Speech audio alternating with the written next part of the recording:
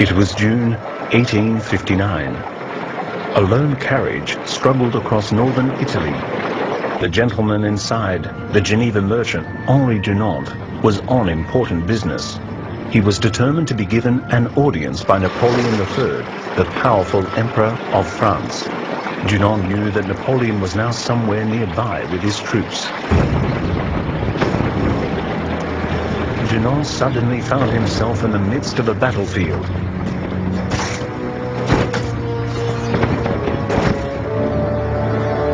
Dunant was horrified. Outside the normally quiet village of Solferino, the French and Austrian armies were fighting a terrible battle. By evening, thousands lay dead, dying and wounded. But the medical troops simply could not cope, and the weary and bloodied soldiers on both sides had enough to do just saving themselves and finding their way back to their lines.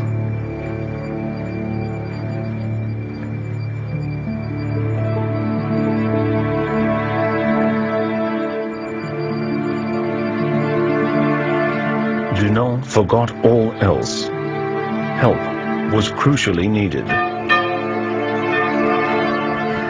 Resolutely, he set up a makeshift hospital in a church in the village, where the dying and wounded could receive attention and care in peace and quiet. He was joined by the villagers, the women, the elderly, who tried to help as best they could. They treated the French and Austrians alike, even taking care to record and send their last goodbyes to loved ones.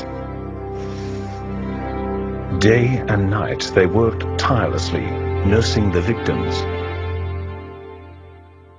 Dunant finally returned to Switzerland, but he could not forget. His book, A Memory of Solferino, was published in 1862.